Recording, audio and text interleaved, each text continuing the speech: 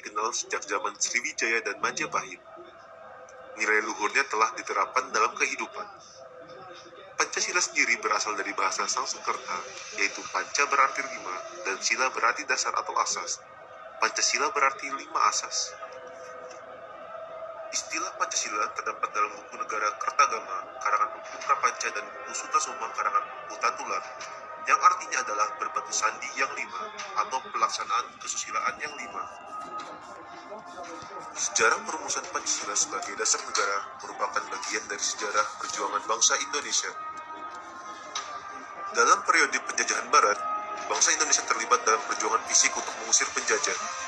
Perlawanan terhadap penjajahan Barat tersebut terjadi hampir di seluruh wilayah Indonesia, tetapi belum terkoordinasikan dengan baik dan bersifat kedaerahan. 20 Mei 1908, Dr. Sutomo mendirikan Budi Utomo yang merupakan organisasi pelopor gerakan nasional.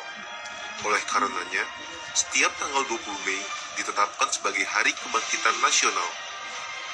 Perjuangan pergerakan non-fisik mulai menampakkan hasilnya dengan diselenggarakannya Kongres Pemuda Nasional yang menghasilkan Sumpah Pemuda pada tanggal 28 Oktober 1928. Pada tanggal 9 Maret 1942, pemerintah Hindia Belanda menyerah tanpa syarat kepada Jepang dan mulailah pendudukan Jepang di Indonesia.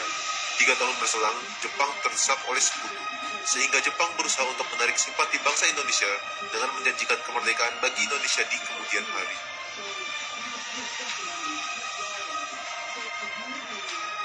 Tanggal 29 April 1945, Jepang membentuk BPUPKI atau Dokuritsu Junbi Chosakai yang diketuai Dr. KRT Rajiman Weddio Diningrat dan beranggotakan 76 orang, termasuk 7 orang Jepang sebagai anggota istimewa.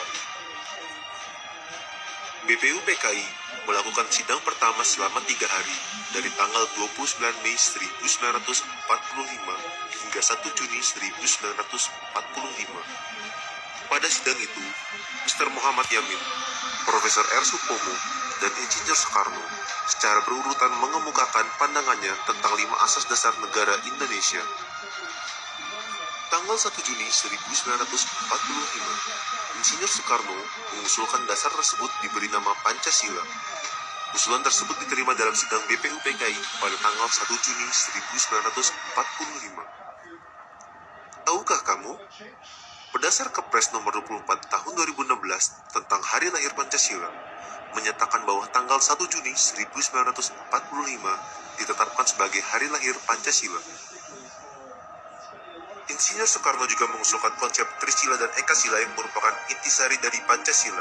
Trisila terdiri dari sosio-nasionalisme, sosio-demokrasi, dan ketuhanan, sedangkan Ekasila berupa gotong royong. Tindak lanjut dari sidang BPUPKI adalah dibentuk Tim 9 yang menghasilkan Piagam Jakarta pada 22 Juni 1945. Sedangkan sidang kedua BPUPKI 11 Juli 1945 menghasilkan rancangan teks proklamasi, rancangan pembukaan Undang-Undang Dasar dan rancangan batang tubuh Undang-Undang Dasar. Rancangan Dasar Negara terdapat dalam alinea 4 Piagam Jakarta 22 Juni 1945. Namun terdapat perbedaan dengan naskah Pancasila. Sila pertama pada Piagam Jakarta berbunyi, ketuhanan dengan kewajiban menjalankan syariat Islam bagi pemeluk-pemeluknya. Tanggal 7 Agustus 1945, BPUPKI dibubarkan dan dibentuk Panitia Persiapan Kemerdekaan Indonesia atau PPKI yang beranggotakan 27 orang dan diketuai oleh Insinyur Soekarno. PPKI atau Dokuritsu Junbi Kai bertugas menyelenggarakan kemerdekaan Indonesia. PPKI menyelenggarakan sidang pertama pada 18 Agustus 1945, sehari setelah proklamasi kemerdekaan. Dengan mengedepankan persatuan dan kesatuan, sebelum sidang dimulai, Dr. Andes Muhammad Hatta mengusulkan perubahan sila pertama dengan menghapus 7 kata menjadi ketuhanan yang Maha Esa. Naskah Pancasila menjadi sebagaimana yang sekarang. Dalam sidang PPKI pada tanggal 18 Agustus 1945 ditetapkan 1. Mengesahkan Undang-Undang Dasar 1945 yang di dalamnya terdapat dasar negara Pancasila. Kedua, memilih Presiden dan Wakil Presiden pertama NKRI, yaitu Insinyur Soekarno dan Dr. Andes Muhammad Hatta. Ibarat suatu bangunan, Negara Kesatuan Republik Indonesia didirikan di atas suatu pondasi atau dasar yang terdiri dari 5 asas yang dinamakan Pancasila. Sebagai paham filosofis, Pancasila memiliki 2 pengertian, yaitu Pancasila sebagai pandangan hidup dan Pancasila sebagai dasar negara.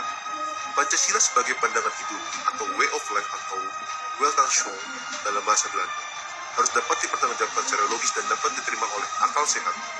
Dalam pelaksanaannya sehari-hari, tidak boleh bertentangan dengan norma agama, norma kesusilaan, norma sopan santun, serta norma hukum yang berlaku. Pancasila sebagai dasar negara. Dalam pengertian ini, sering disebut pula sebagai dasar falsafah negara atau filosofi Krosna atau ideologi negara atau Stasi-D. Dalam hal ini, Pancasila digunakan sebagai dasar untuk mengatur penyelenggaraan negara atau mengatur pemerintahan negara.